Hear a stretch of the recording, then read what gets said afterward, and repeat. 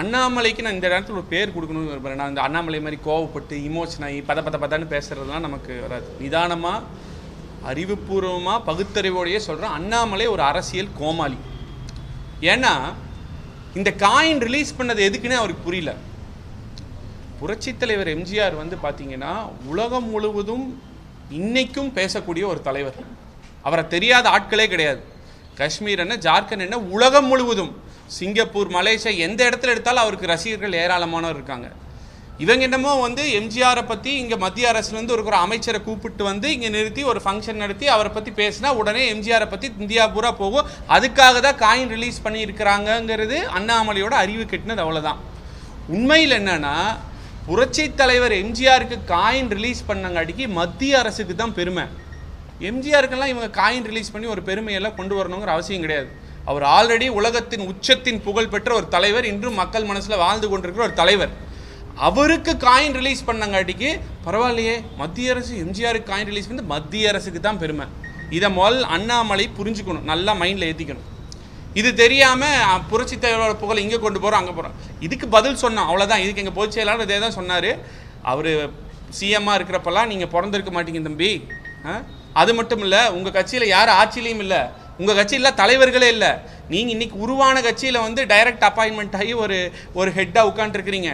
அவர் தனியாக புரட்சி தலைவர் தனியாக ஒரு கட்சியை ஆரம்பித்து அவரே உருவாகி அந்த கட்சியில் அவர் இருக்கும் வரை அவர் தான் முதலமைச்சராக இருந்துட்டு போனாருன்னு சொன்னார்.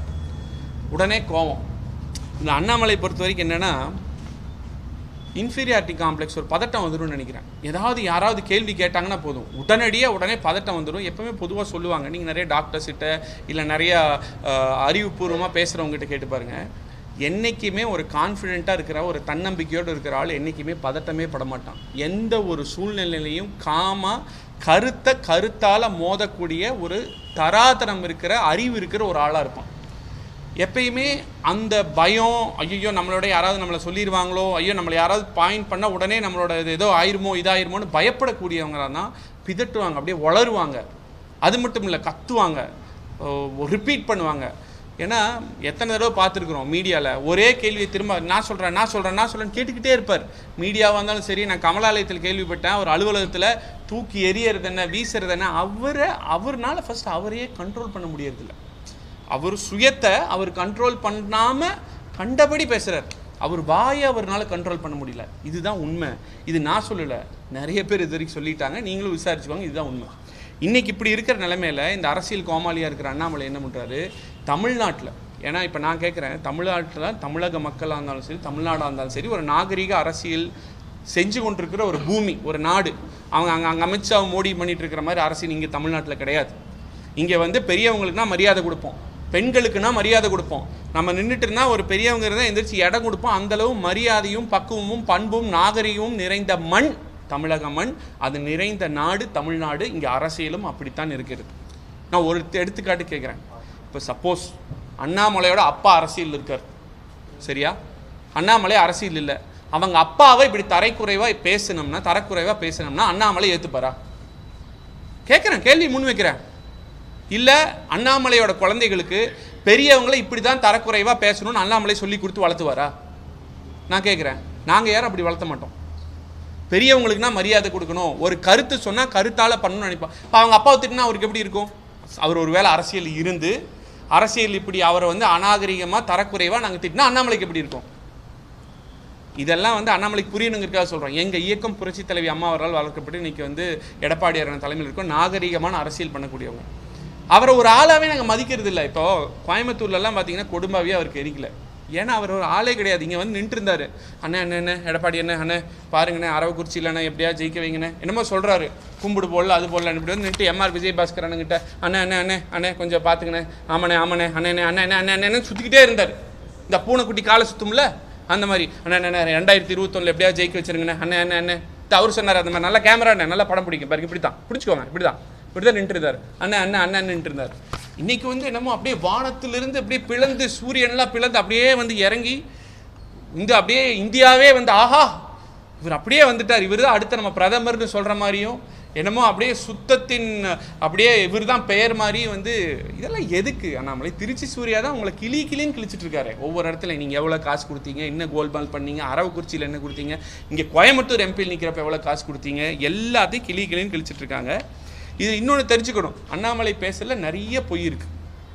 2019 தேர்தல் நடந்ததான், அதில் வந்து வாரணாசிக்கு வந்து மோடி வந்து அவர்கள் வந்து நாமினேஷன் பண்ணுறதுக்காக வந்து இங்கே எல்லா சிஎம்ஐ கூப்பிட்டாங்களா. அப்போ எடப்பாடியார் அவரை கூப்பிட்டாரா. எடப்பாடியார் வந்து நான் வரல, அவர் வந்து தோற்று போகிற கேண்டிடேட், நான் எதுக்கு வரணும்னு சொன்னாராம்.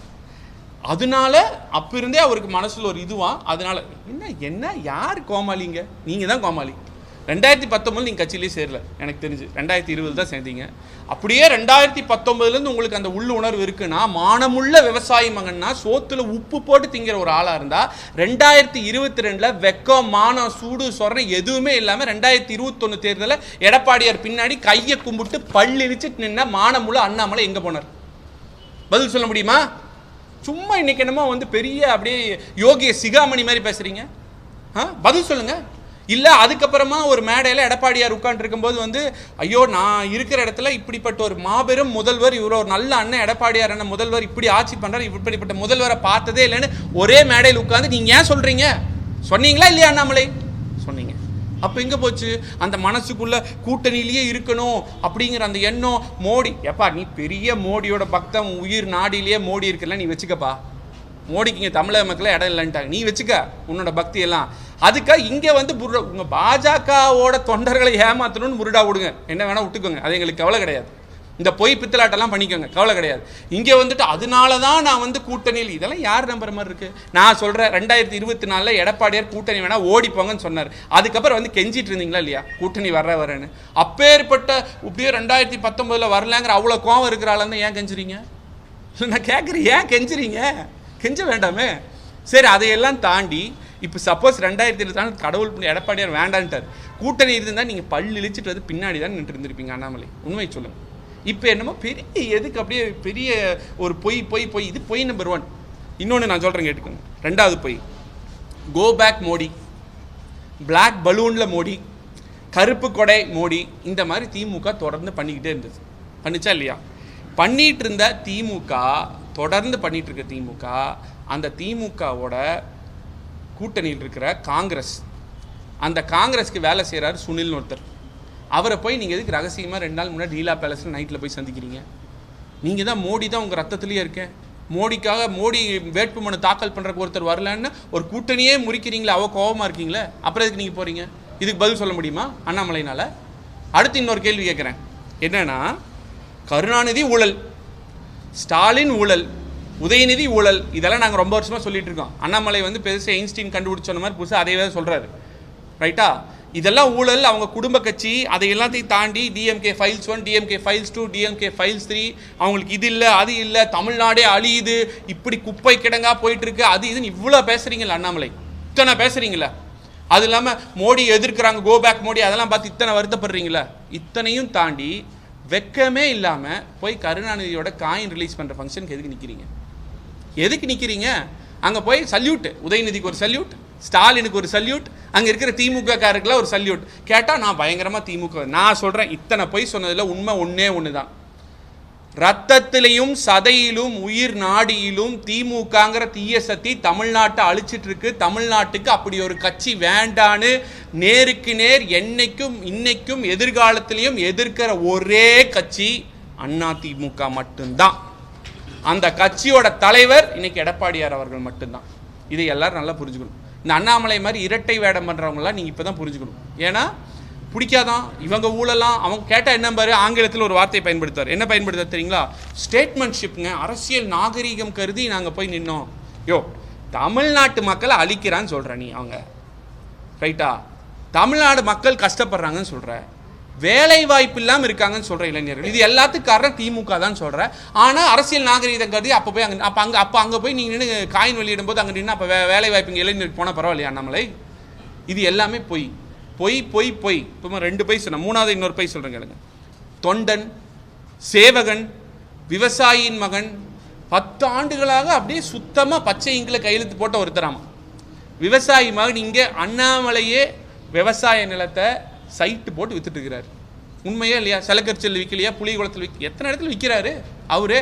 அவங்க ஒய்ஃப் பேரில் கம்பெனி வச்சு அவரே சைட்டு போட்டு விவசாய நிலத்தை சைட்டு போட்டு விற்கிறார். கேட்டால் விவசாயமாங்கிறார். இதுக்கு பதில் சொல்ல முடியுமா அண்ணாமலையினால்? அது மட்டும் இல்லை, க்ரஷர் நடத்துகிறாங்க. ஒரு க்ரஷர் இருந்தது 3 க்ரஷராக மாறிச்சு. ஸ்கூல் கட்டுறாங்க. இது இல்லாமல் திருச்சி சூர்யா சொல்கிறதெல்லாம் கேட்டால் பயமாக இருக்குது. அவர் நண்பர் என்னடா இத்தனை சொல்கிறாருன்னு. இது எல்லாத்தையும் தாண்டி அவர் சொல்கிறாரு, நான் வந்து தூய்மையானவன். அது அதிமுக இத்தனை பேர் இருந்தார், எல்லோரும் சொந்தமாக தொழில் தான் செலவு பண்ணிட்டு இருக்கிறோம். இங்கே இருக்க அத்தனை பேருமே. அண்ணாமலை கேட்டதுக்கு என்ன சொன்னார்? ஓசியில் எப்படி நண்பர்கள் இருக்காங்களாமா, 6 லட்ச ரூபா அவர் வீட்டுக்கு ஒரு வாடகை கொடுக்குறாங்க, இன்னொரு 6 லட்ச ரூபா அவங்க பாதுகாப்புக்கு வரவங்க வீட்டுக்கு வாடகை கொடுக்குறாங்க, 10 லட்ச ரூபா வாடகை. அந்த கியா காரு 40-50 லட்ச ரூபா காரு. நான் என்ன சொல்கிறேன்னா, ஒரு ஐபிஎஸ் அதிகாரிக்கு ஆரம்ப சம்பளம் 56,000, அலவன்ஸோட 72,000 ஏதோன்னு சொல்கிறாங்க. அப்போ இவ்வளோ சம்பளம் வாங்கிட்டு இருக்கிற ஒருத்தர் ஒரு 10 வருஷத்தில் எப்படி இத்தனையை சேர்த்து இவ்வளோ பெரிய கியா காரு, இத்தனை பங்களா, இத்தனை செக்யூரிட்டி, இத்தனை காசு, இத்தனை பணம், இத்தனை எப்படி வந்துச்சு? இதுக்கு பதில் சொல்ல முடியுமா? நண்பர்கள் கொடுத்தாங்க. நான் என்னப்பா அப்படி நண்பர்கள் இருந்தால் எங்களுக்கு கொஞ்சம் இன்ட்ரடியூஸ் பண்ணி வைங்கப்பா. என்ன அவ்வளோ நண்பர்கள் இருக்காங்களா? காசை எடுத்து கொடுத்துக்கிட்டே இருப்பாங்க போல் கேட்குறப்பெல்லாம் பயங்கரமான நண்பர். அப்போ நீங்கள் எந்த ஒரு அரசு பதவியும் இல்லாமல் கவுன்சிலர் ஆகிற கூட துப்பு இல்லாமல் 3 நாள் இவ்வளோ பணம் சம்பாதிக்க முடியுதுன்னா, நாளைக்கெல்லாம் நீங்கள் தெரியாதனமா ஒரே ஒரு எம்எல்ஏ ஏதோ கட்சி தயவுனால், அதுவும் சொந்தமாக முடியாது. ஏன்னா 30 வருஷமாக நீங்கள் ஆகலை, எங்கள் தயவில் தான் ஆனீங்க. ஏதோ ஒரு எம்எல்ஏ ஆகிட்டீங்கன்னா எவ்வளோ சம்பாதிப்பீங்க? உங்களெல்லாம் வந்து கையில் பிடிக்கவே முடியாது. ஸோ பணம் எங்கேருந்து வந்தது? பணம். அண்ணாமலைக்கு பணம்னா காசு காசு காசு. இது மட்டும்தான் ஒரு நோக்கமே. அதுதான். இங்கே எம்பி எலெக்ஷனில் ஒரு வசூல் வேட்டார், அந்த பக்கம் எண் மக்கள் யாத்திரையில் ஒரு வசூல் வேட்டார். காசு காசு. இங்கே இருக்க இண்டஸ்ட்ரியலிஸ்ட்டை காசு, எல்லார்கிட்ட தொடர்ந்து காசு தான் வாங்கிட்டு இருக்காங்க. இது அவங்க கட்சியே சொல்கிறாங்களே, அவங்க கட்சியில் இருக்கிறவங்களே சொல்கிறாங்க. அது மட்டும் இல்லை, ஒரு வார் ரூம் வச்சு அவங்க கட்சியில் இருக்கவங்களே திட்டுறது அவங்க கட்சிக்காரங்களே சொல்கிறாங்க. ஸோ இந்த மாதிரியான ஒரு ஆள் தான் அண்ணாமலை. ஒரு சுத்தமான கை, எந்த ஒரு இதில் அப்படின்னா சொல்லுங்கள், வாங்க பேசலாம், நம்ம ஒத்தைக்கு பேசலாம். இதை நான் ரொம்ப நாளாக சொல்லிட்டு இருக்கேன். தைரியம் இருந்தால், உண்மையான ஆண்மகனாக இருந்தால், திராணி இருந்தால் ஒரு ஸ்டேஜ் போடுங்க, நான் வரேன். இது அன்னைக்கு நான் சொன்னது கோயம்புத்தூர் எம்பி எலெக்ஷன் அப்போ ஐ எம் வெயிட்டிங்னு சொன்னேன். நீங்கள் வரல. அதுக்கப்புறம் ஏதோ ஒரு இண்டஸ்ட்ரியல் ஃபங்க்ஷனுக்கு நான் வராது தெரிஞ்சுட்டு போய் அங்கே பேசிட்டு அதுக்கப்புறம் ராமச்சந்திரன் வரலன்னு புருடா விட்டுருந்தீங்க, பொய் சொல்லிட்டு இருந்தீங்க. நான் என்ன சொல்கிறேன்னா, உண்மையாக சொல்கிறேன். உங்களை பற்றின உண்மை விவரங்களை எடுத்து புட்டு வைக்கிறேன். நேருக்கு நேர் சொல்லுங்கள். நீங்கள் என்னை பற்றி சொல்லுங்கள் வாங்க, இல்லை எங்களை பற்றி சொல்லுங்கள், நாங்கள் பதில் சொல்ல தயாராக இருக்கோம். ஒரு மேடை போடுங்க, வாங்க பேசலாம். வரமாட்டார். ஏன்னா நான் சொன்ன மாதிரி பயம். அவர் ஒரு பேடி, அவர் ஒரு கோழை. அவரால் முன்னாடி வந்து சந்திக்கவே முடியாது. சந்திக்க திறமையான ஆளாக இருந்தால் இருப்பார். எங்கே பச்சோந்தி மாதிரி எங்கே தேவையோ அந்த மாதிரி மாறிப்பார். அப்போ 21 தேவைன்னா இப்போ எம்ஆர் விஜயபாஸ்கருக்கு ஒரு கும்பிடு, எடப்பாடி அண்ணனுக்கு ஒரு கும்பிடு, சுற்றி இருக்கவங்களுக்குலாம் ஒரு கும்பிடு, எல்லாத்துக்கும் சால்வா அண்ணா அண்ணா அண்ணா அண்ணா அண்ணா அண்ணா அண்ணான்னு சுற்றுவார். தேவையில்லைன்னா அதுக்கப்புறம் பெரிய அவர் அப்படியே வந்து இது பண்ண மாதிரி பண்ணுவார். இதுதான் அவரோட உண்மையான தாபம். பண்பில்லாதவர். எந்த ஒரு இதுக்கும் ரவுடிகளை கூப்பிட்டு போஸ்டிங் போடுறோன்னு அவங்க கட்சிக்காரங்க தான் சொல்கிறாங்க. நம்மளாம் சொன்னோம். நீங்கள் வந்து ஐபிஎஸ் அதிகாரி, ஐபிஎஸ்னால் என்ன, ரவுடிகளை முடக்க வேண்டிய ஒரு பதவியில் இருக்க வேண்டிய ஒரு ஆள், அதையெல்லாம் விட்டு போட்டு ரவுடிகளை எல்லாத்தையும் கூப்பிட்டு நீங்கள் பதவி போட்டு உங்கள் கட்சியில் ரவுடிகள் அதிகமாக இருக்கிறாங்க அப்படின்னு சொல்கிறாங்க. அதுக்கு பதில் நீங்கள் சொல்ல முடியுமா? சொல்ல முடியாது. இப்போ நான் கடைசியாக சொல்கிறது ஊழல் ஆட்சின்னு ஒன்று சொல்லியிருக்கார். அதாவது அதிமுக வந்து ஊழலாட்சி, ஊழல் பண்ணுது அப்படின்னு சொல்லி பயங்கரமாக கடுமையாக பேசியிருக்கார். அதே மேடையில் நான் பேசியிருக்காரு, நான் பார்த்தேன். நான் என்ன கேட்குறேன்னா, ஊழலாட்சின்னு சொல்கிறேன். நீங்கள் 2021 கூட்டணி வைக்கும்போது தெரியலையா? இல்லை அத்தனை தேசிய விருது மத்திய அரசுலேருந்து கொடுக்கும்போது தெரியலையா? இல்லை தமிழ்நாடு தான் நம்பர் 1 ரேங்கிங்கில் இருக்குன்னு தொடர்ந்து 4 வருஷமாக ரேங்கிங்கில் 4-5 வருஷமாக எடப்பாடியார் முதலமைச்சராக இருந்தப்போ ரேங்கிங்கில் நம்பர் 1 ஸ்டேட்டாக வந்தது. அப்போ தெரியலையா? அப்போ எல்லாம் தெரியாத ஊழல் இப்போ 24 கூட்டணி இருந்ததா உங்களுக்கு தெரிஞ்சிருக்காது ஊழல் ஆட்சின்னு. சும்மா இப்போ வந்து 24 கூட்டணி இல்லை, கெஞ்சி பார்த்தா வரல, இவங்களை எப்படியா எதிர்க்கணுங்கிறக்காக ஏதோ ஒரு பொய்யை சொல்லணுங்கிறக்காக ஊழல் ஆட்சி, ஊழல் பண்ணாங்கன்னு சொல்கிறீங்க. நான் என்ன கேட்குறேன், பொதுவாக எல்லா ஆளுங்கட்சி தான் திட்டுவாங்க. அண்ணாமலைக்கு என்ன நடந்ததுன்னு தெரியல. எதிர்கட்சியான அஇஅதிமுகவை திட்டிகிட்டு இருக்காரு. இப்போ ஆள்றது திமுக, அது அவங்களுக்கு தெரியுமா இல்லையான்னு தெரியல. ஆட்சி பண்ணிட்டு இருக்கிற திமுகவை தான் நீங்கள் திட்டணும். எதுக்கு அதிமுகவை திட்டிகிட்டு இருக்கிறீங்க? இதிலிருந்து திமுகவுக்கும் அண்ணாமலைக்கும் என்ன கூட்டணிங்கிறது வந்து ஒவ்வொரு விதமாக வெளியே வந்துட்டுருக்கு. இதுவும் வந்து ஒரு விதமான விஷயம் தான். ஏன்னா இங்கே அதிமுக திட்டணுங்கிற அவசியம் கிடையாது. அதிமுக ஆளுங்கட்சியிலே இல்லை. அது மட்டும் இல்லை, ஊழலாட்சின்னு சொன்னீங்களே. இப்போ நான் சொல்கிறேன், 2014 இது எங்கள் பொதுச் செயலாளர்னு சொன்னது, 2014 55 லட்சம் கோடி இருந்தது கடன். அதை 10 வருஷம் ஆட்சி முடித்து மோடி 2024 168 லட்சம் கோடி கடனாக உயர்த்தி இருக்கிறாங்க. நீங்கள் என்ன ஆட்சி பண்ணியிருக்காரு மோடி 10 வருஷமா? என்ன ஊழலற்ற ஆட்சி? அது மட்டும் இல்லை, இவங்க பெருசாக சொல்கிறாங்க மேம்பாலம் இது சரியில்லை அது சரியில்லை இது குறைவு அது குறைவுலாம் சொல்லிட்டு இருக்காங்க. 2023 டிசம்பரில் சத்ரபதி சிவாஜி மகாராஜுக்கு ஒரு சிலை கட்டுறாங்க மகாராஷ்டிராவில். மோடியே 2023 டிசம்பரில் போய் திறந்து வைக்கிறார். 2023 டிசம்பருக்கு இன்னைக்கு 24 டிசம்பர் வந்துருச்சா? வரல. இன்னும் ஒரு வருஷம் கூட ஆகலை, பேஞ்ச மலைக்கு சிலையே சாஞ்சிருச்சு. இதுதான் உங்களோட குவாலிட்டி ஆஃப் ஒர்க். என்னமோ அப்படியே மகாராஷ்டிராலையும் மத்திய பிரதேசலையும் பாலாறும் தேனாரும் ஓடுற மாதிரி அப்படியே இங்கே அதிமுக ஆட்சி செஞ்ச கடைக்கு தான் அழிஞ்சு போன மாதிரி. ஏப்பா அங்கே இருக்கிறவங்களே வேலை இல்லாமல் இங்கே தானப்பா வேலை செய்கிறாங்க. அண்ணாமலை, அங்கே இருக்கிறவங்களுக்கு வேலை இங்கே யார் போட்டு கொடுக்குறா? அங்கே வேலை இருந்தால் இங்கேயே வராங்க, வரல. நீங்கள் பாஜக ஆட்சி ஒரு மிகப்பெரிய பிரம்மாண்டமான ஆட்சி மாதிரிலாம் சும்மா சொல்லாதீங்க. இந்த தடவை ஏதோ தப்பி தவறி ஜெயிச்சிட்டிங்க, அவ்வளோதான். இல்லைனா கவர்மெண்ட்டே ஃபார்ம் ஆகிருக்காது. அதுவும் நீங்கள் சொந்தமாக கவர்மெண்ட் ஃபார்ம் பண்ணல, அங்கே இங்கே தயவு வச்சு தான் கவர்மெண்ட் ஃபார்ம் பண்ணுறீங்க. அதனால தான் இன்றைக்கி ஸ்டாலினை பிடிச்சி தொங்கிட்டு இருக்கிறீங்க. எங்களுக்கு தெரியும், எங்களுக்கு தெரியாமலாம் ஒன்றும் கிடையாது. அது மட்டும் இல்லை, எலக்டோரல் பாண்ட் ஸ்கேம், இந்த ஸ்கேமில் 6000 கோடி ஊழல் யார் பண்ணா? இதை பற்றி என்னைக்காவது அண்ணாமலை பேசியிருக்காரா? பேச சொல்லுங்க. அடுத்த ப்ரெஸ் மீட் இந்த கேள்வி கேளுங்க. ஊழல் கட்சின்னு சொல்கிறீங்களே சார், நீங்கள் நல்லா கேளுங்க சார், என்ன வேணால் கேள்வி கேளுங்க. எலக்டரல் பாண்ட் ஸ்கேமில் 6000 கோடி பாஜக ஊழல் பண்ணதை பற்றி உங்களோட பதில் என்னன்னு கேளு. இது எல்லாத்துக்கும் பதில் இருக்குமான்னு இருக்காது. ஏன்னா அவர் 20000 புக் படிச்சிருக்காருங்க, அவருக்கு எல்லாத்துக்கும் பதில் இருக்கணும். 20000 புக் படிக்கிற சாதாரண விஷயமா? எவ்வளோ பெரிய மேதாவி, எவ்வளோ புக் படிச்சிருக்காரு, அவர்கிட்ட கேளுங்க, கண்டிப்பாக பதில் வச்சிருப்பார். இவர் இன்னைக்கு தரம் தாழ்ந்து தவறான வார்த்தைகளை பேசி கொண்டிருக்கும் ஒரு நபர் என்ன பண்ணியிருக்காருன்னு நான் சொல்கிறேன். 7.5% ஒரு ஒதுக்கீட்டில் இப்போ கூட ரூபிகான்னு ஒரு பொண்ணு கிருஷ்ணகிரியில் MMC மெட்ராஸ் மெடிக்கல் காலேஜில் படிச்சிருக்கு, MBBS. அந்த பொண்ணு சொல்லுது 7.5% இல்லைன்னா எனக்கு கிடச்சிருக்காங்க. 2000 மாணவர்களுக்கு மேலே இது வரைக்கும் படிச்சிருக்காங்க. மேம்பாலங்கள் கட்டி கொடுத்துருக்குறாங்க, குடிமராமத்து பணிகள் கட்டி கொடுத்துருக்குறாங்க. புதிய மாவட்டங்கள் அவர் முதலமைச்சராக இருந்து எத்தனையோ ஒதுக்குனாங்க. கொரோனா சமயத்தில் அவ்வளோ நிதி நிலைமை பிரச்சனை இருந்தாலும் அதை கட்டுக்குள்ளே கொண்டு சாப்பாடு இல்லாதவங்களுக்கெல்லாம் அம்மா உணவகத்தில் சாப்பாடு கொடுத்தாங்க. உடனடியாக அந்த வேக்சினேஷன் கொடுக்கறதுக்கு என்னென்ன தேவையோ பண்ணாங்க. சட்டம் ஒழுங்க கெட்டு போகாமல் உள்ளே கொண்டு வந்தாங்க. கள்ளச்சாராய சாவு 4 வருஷமாக 0 ஒன்றுமே இல்லை. அந்த 4 வருஷம்னு சொல்லிட்டு மத்திய அரசோட உங்கள் மத்திய அரசு ரிப்போர்ட் தான் கொடுத்துருக்கு. நான் பேசல, அதிமுக கட்சிக்காரன் எனக்கு எங்கள் பொதுச் செயலாளரை பிடிக்கும், எங்கள் கட்சியை பிடிக்குன்னு நான் பேசல. உங்கள் மத்திய அரசோட ரிப்போர்ட் வந்திருக்கு. 14 மெடிக்கல் கல்லூரி கொண்டு வந்திருக்காங்க, ஆர்ட்ஸ் காலேஜ் கொண்டு வந்திருக்காரு, இந்த சட்டக்கல்லூரி கொண்டு வந்திருக்காரு. அது மட்டும் இல்லை, சிறந்த மாநில விருது அத்திக்கடவு அவினாஷ் திட்டம் கொண்டு வந்திருக்கிறோம். 2000 மினி கிளினிக் கொண்டு வந்திருக்கோம். பார்லிமெண்ட் முன்னாடி விவசாயிக்கு அத்தனை நாள் போராடினாங்க. மோடியும் சரி மத்திய அரசாங்கம் சரி ஒன்றுமே பண்ணல. ஆனால் இந்த டெல்டா விவசாயிகள் போய் அப்ரோச் பண்ணால் டெல்டாவை பாதுகாக்கப்பட்ட வேளாண் மண்டலமாக உருவாக்கி காட்டுனது எடப்பாடியார் தான். இத்தனை பண்ணார் இவர். நீங்கள் இத்தனை பண்ண ஒருத்தரை யூடியூப் இன்ஃப்ளூயன்சராக இருந்துக்கிட்டு, அண்ணாமலையில் கட்சி தலைவர் கிடையாது, யூடியூப் இன்ஃப்ளூயன்சராக இருந்துக்கிட்டு கொஞ்சம் கூட வெக்கமான சூடு சொரணம் எதுவுமே இல்லாமல், ஒரே ஒரு கவுன்சிலர் கூட ஜெயிக்கிறதுக்கு துப்பு இல்லாமல் 30 ஆண்டு காலமாக எம்எல்ஏ ஜெயிக்காமல் எங்கள் தயவோட கெஞ்சி 4 எம்எல்ஏ தமிழ்நாட்டில் ஜெயிச்சுட்டு, அதுக்கப்புறம் இப்போவும் போன தடவை 2014 நீங்கள் தனியாக பிஜேபி நின்னப்போ வாங்கின வாக்கு வங்கி விட கம்மியாக வாக்கு வாங்கிட்டு இப்பேற்பட்ட 4.5 ஆண்டுகள் முதலமைச்சராக இருந்து சாதாரண ஆளாக இருந்து இன்னைக்கு இவ்வளோ பெரிய உயரத்துக்கு எம்எல்ஏ மந்திரியாக இத்தனை செய்து கொடுத்துருக்கிற ஒருத்தரை பற்றி கேள்வி கேட்கறதுக்கு என்ன துப்பு இருக்குது, திராணி இருக்குது அண்ணாமலை? நான் கேட்குறேன். ஒரே ஒரு செங்கலை நகர்த்தி வச்சிருப்பீங்களா தமிழ்நாட்டு மக்களுக்காக? இது வரைக்கும் நீட்டை நீங்கள் கொண்டு வந்ததுக்கு அவர் 7.5% சொல்யூஷன் அவர் கொடுத்தாரு. நீங்கள் பிரச்சனையை தவிர ஏதாவது ஒரு விஷயம் தமிழக மக்களுக்கு பண்ணியிருப்பீங்களா?